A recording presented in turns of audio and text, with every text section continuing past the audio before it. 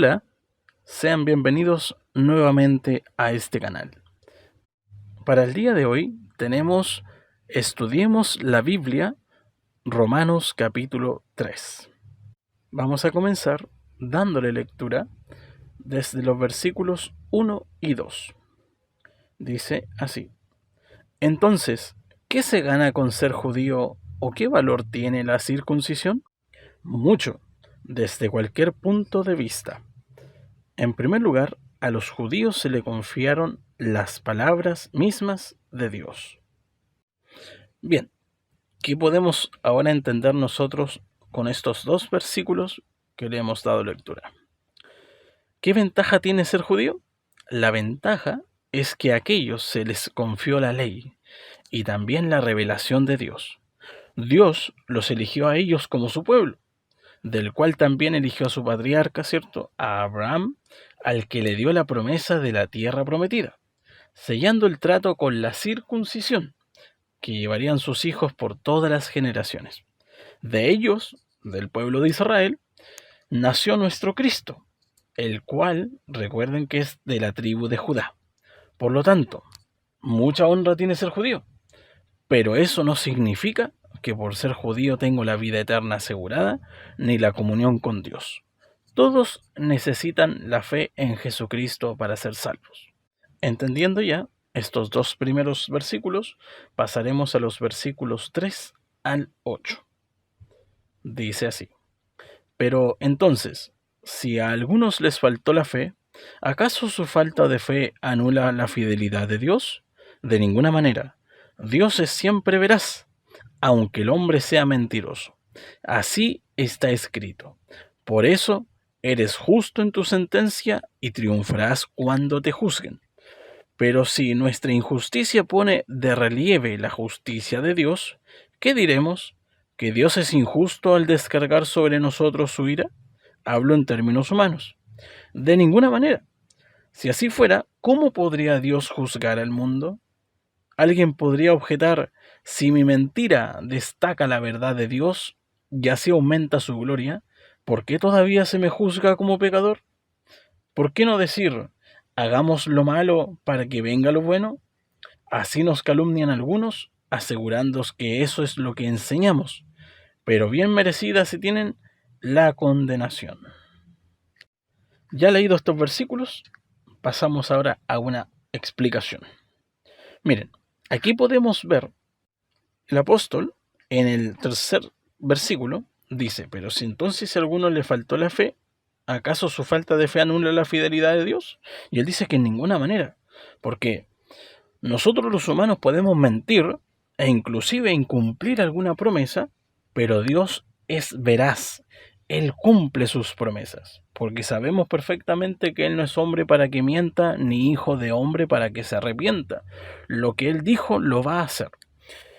En cambio nosotros somos mentirosos. Pero ahora el apóstol Pablo señala que si por nuestros pecados Dios es exaltado como justo y veraz, porque somos pecadores, ¿cierto?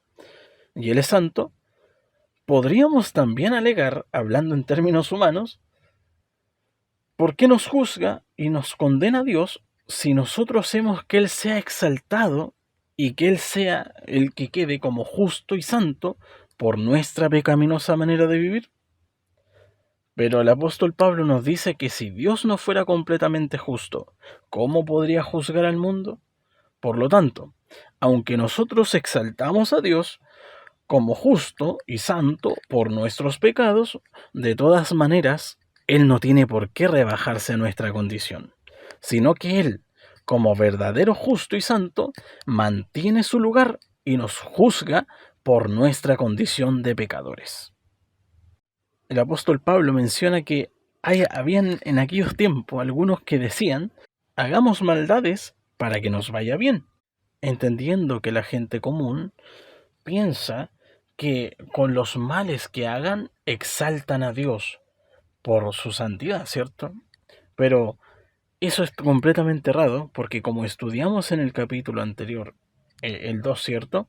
Si el ser humano no se arrepiente de sus pecados, acumula ira para el día del juicio.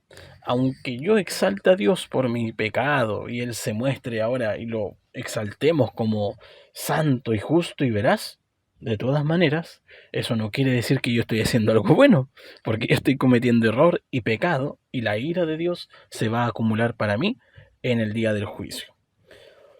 Entendiendo ya esto, pasamos a los versículos 9 al 18.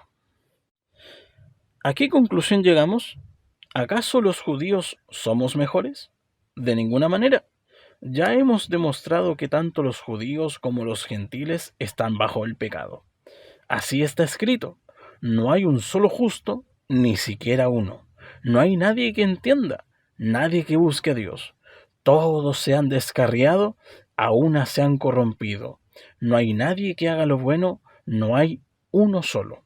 Su garganta es un sepulcro abierto, con su lengua profieren engaños.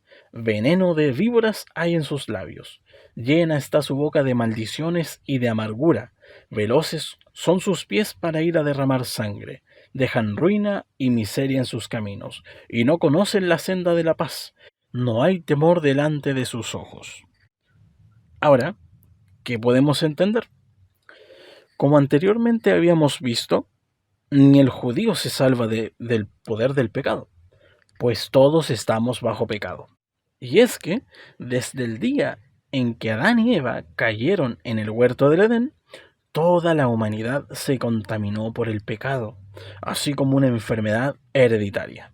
Así que nacemos del todo en pecado. Y esto podríamos verlo como una referencia en Salmos 51, versículo 5. Le damos lectura ahora. Yo sé que soy pecador de nacimiento, pecador desde que me concibió mi madre. David mismo hablaba acerca de esto.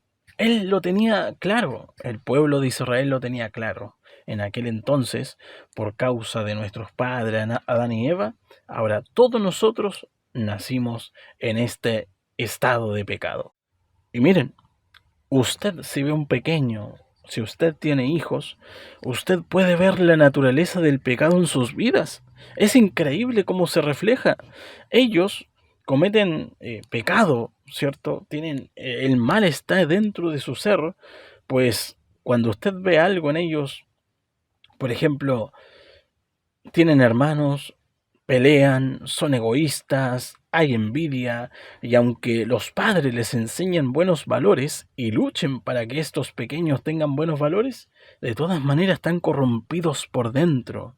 Y la codicia, la avaricia, muchas veces, no necesariamente todos los pecados van a estar en ellos, pero sí en algunos va a estar más que en otros. Y usted en los pequeños puede ver reflejada la naturaleza pecaminosa. Pero para eso estamos nosotros como padres, como instructores, como lo estuvo Moisés con la ley, para guiarnos a Cristo. Ahora, respecto a los pequeños, es cuando ya la persona, el ser humano, toma conciencia del bien y del mal, es ahí cuando ya el pecado mata a la criatura. Porque los pequeños son inocentes. Ellos no lo hacen con intención.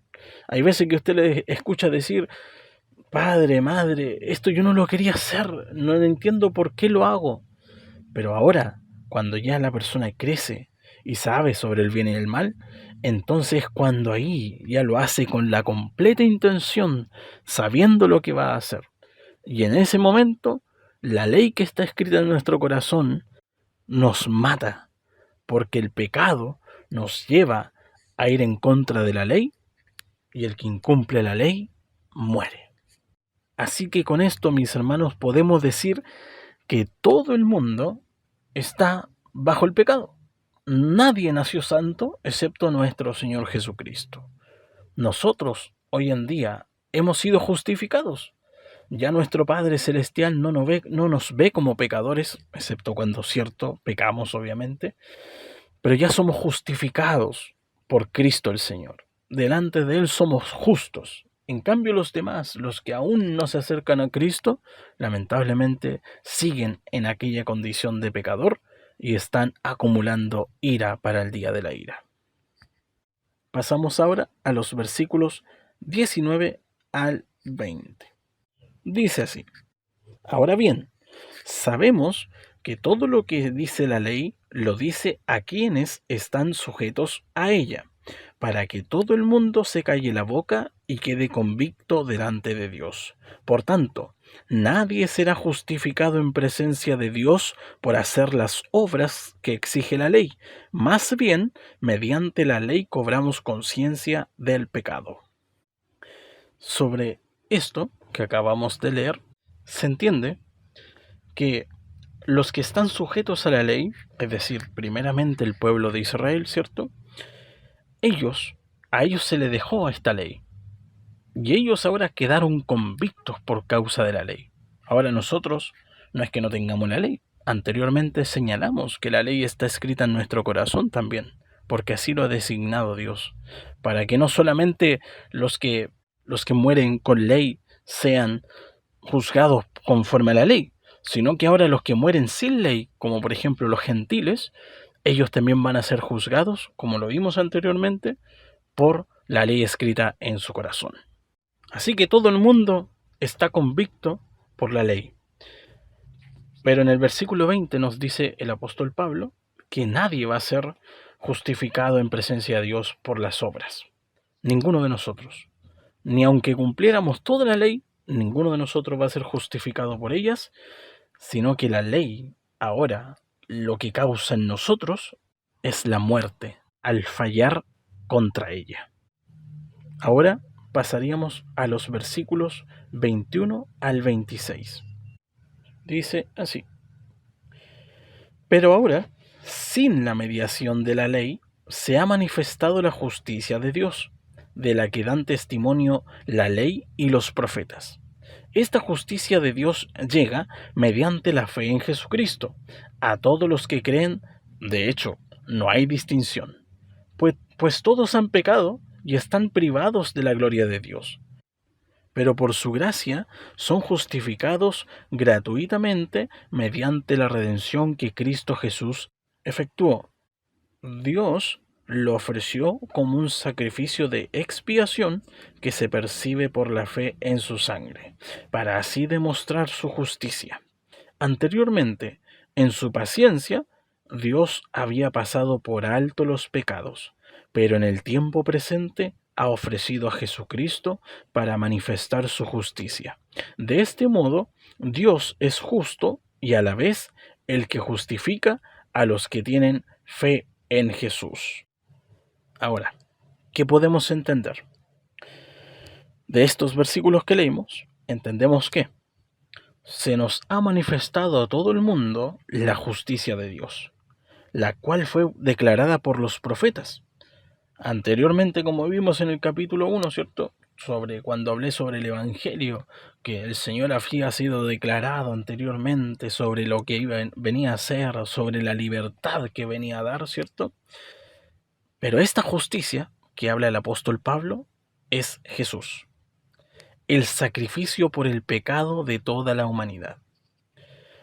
Dios, para quitar el pecado que nos provoca la muerte y la destitución de su gloria, cargó sobre su Hijo, nuestro Señor Jesucristo, la justicia que merecíamos nosotros por nuestros pecados, la ira de Dios, y lo ofreció como sacrificio para justificarnos delante de Él. Si analizamos el Antiguo Testamento, cuando una vez al año se hacía la remisión de los pecados, se ofrecía un animalito, ¿cierto?, para la expiación de todo el pueblo.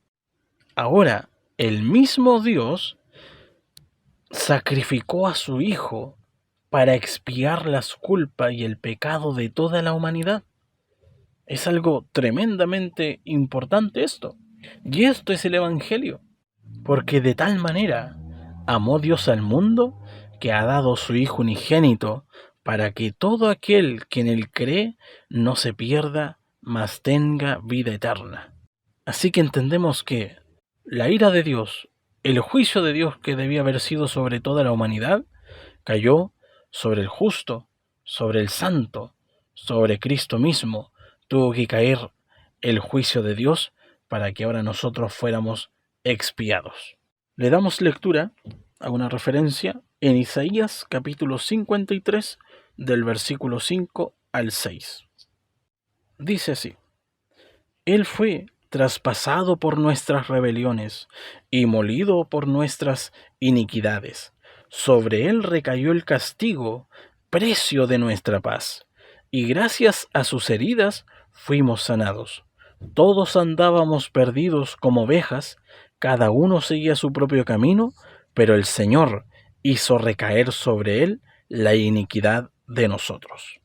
Así que Dios estableció ahora que solamente por medio de la fe en Jesús, el Cordero inmolado, podemos alcanzar gratuitamente la justificación, entendiendo que la justificación es pasar de pecadores a justos por medio de Jesús, ¿cierto? Y así ser hallados justos delante de Dios. También se nos explica que Dios fue paciente con los pecados del pasado, teniendo en cuenta el sacrificio que Jesús haría por la humanidad. Y es por esto que podemos ver nosotros cómo tenía de paciencia, cómo tenía de misericordia Dios cuando perdonó en el pasado a muchos, cuando cometieron errores. Tenemos una muestra clara de la misericordia de Dios, cuando Él perdonó a Manasés, al rey Manasés. Sabemos nosotros que este rey hizo una barbaridad de cosas. El templo de Dios lo llenó de ídolos y bien explícita es la palabra del Señor al decir que derramó sangre inocente en toda Jerusalén. Pero aún así, cuando este varón fue llevado cautivo, preso, y allá se acordó de Dios, él se humilló ante los ojos de Dios y se arrepintió de sus pecados. Y Dios ahora lo perdonó. Entonces, Dios ya tenía en cuenta el sacrificio de nuestro Señor Jesucristo y por eso Él ahora podía actuar de esa misericordia. Si no hubiera tenido en cuenta el sacrificio de nuestro Señor Jesucristo, tal como lo dice la palabra ahora, nosotros, o sea, la antigüedad, perdón, toda la gente de la antigüedad hubiera perecido. Pero ahora, por la misericordia de Dios, por el sacrificio de Cristo, ahora inclusive los pasados del tiempo presente de aquel, como también ahora en el futuro, podemos gozar de esta gran bendición. El castigo de nuestra paz fue sobre él. Ahora pasamos a los versículos 27 al 31. ¿Dónde, pues, está la jactancia? Queda excluida. ¿Por cuál principio? ¿Por el de la observancia de la ley? No, sino por el de la fe. Porque sostenemos que todos somos justificados por la fe y no por las obras que la ley exige. ¿Es acaso Dios solo Dios de los judíos? ¿No lo es también de los gentiles? Sí, también es Dios de los gentiles, pues no hay más que un solo Dios. Él justificará por la fe a los que están circuncidados y mediante esa misma fe a los que no lo están. ¿Quiere decir que anulamos la ley con la fe? De ninguna manera, más bien confirmamos la ley. Bien, ya para terminar con esto, podemos decir, ya que mediante la fe podemos creer en Jesús y ser justificados, ¿podemos acaso jactarnos de que hicimos algo para alcanzar la justificación? ¿Alguno podrá decir, yo merecía la salvación? Aunque haya hecho las obras que haga, de todas maneras estaba muerto en pecado. Por lo tanto, en ninguna manera, nosotros no hicimos nada para alcanzar la justificación, pues todo lo hizo Cristo Jesús. Por lo tanto, hoy en día el hombre es justificado por la fe en Jesús y no por cumplir la ley. Entre paréntesis, pues es imposible para nosotros cumplirla completa, como anteriormente en el capítulo 2 lo vimos. Así que, sea judío o gentil, de todas maneras, para ser justificado, debe alcanzar la fe en Jesús, debe creer en Él. Así como tenemos aquella hermosa referencia cuando Moisés levantó la serpiente en el desierto, todo aquel que miraba a la serpiente era sanado. era curado de las mordidas de la serpiente.